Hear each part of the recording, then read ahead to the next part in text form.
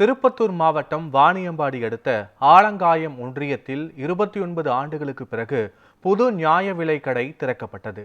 இதனால் அப்பகுதியின் மக்களுக்கு நியாய விலையிலான ரேஷன் பொருட்கள் கிடைக்கும் வாய்ப்பு கிடைக்கப்பெற்றுள்ளது. திருப்பத்தூர் மாவட்டம் வாணியம்பாடி அருகில் உள்ள ஆலங்காயம் ஒன்றியத்தில் 29 ஆண்டுகளுக்கு பிறகு முதல் நியாய விலை கடை திறக்கப்பட்டது. அதற்கு முன்னர் அப்பகுதியில் நியாய விலை கடை இல்லாததால் ரேஷன் பொருட்கள் கோவில் வளாகத்தில் இருந்து வழங்கப்பட்டன. ஊராட்சி மன்ற தலைவராக தேர்வு செய்யப்பட்ட ஏழுமலை இது தொடர்பாக தொடர்ந்து கோரிக்கை வைத்தார். அதற்கிணங்க மாவட்ட ஊராட்சி குழு துணைத் தலைவர் பிரியதர்ஷினி ஞானவேலன் 10 லட்சம் ரூபாய் நிதி ஒதுக்கி பகுதி நேர நியாய விலை கடை திறக்கப்பட்டு விழா ஏற்பாடு செய்யப்பட்டது.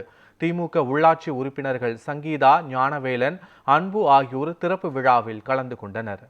எங்களுடைய ஊராட்சி ஆரம்பிக்கப்பட்ட நாளிலிருந்து தற்பொழுது வரை ரேஷன் கடை இல்லாமல் இருந்தது.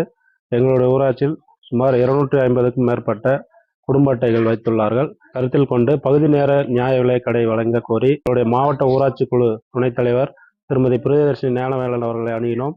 அவர் உடனடியாக நிதி 10 லட்சம் ரூபாய் விடுவித்து உடனடியாக இப்பகுதியில் பகுதி நேர நியாய விலை கடை கட்டி இன்று திறப்பு விழாவும் சிறப்பாக நடைபெற்றது. இதனை எங்கள் கிராம ஊராட்சியின் புதிய மற்றும் முதல் நியாய விலை கடை என்பதால் திருவிழா போல அன்னதானம் வழங்கி சிறப்பாக கொண்டாடி இன்று திறக்கப்பட்டது.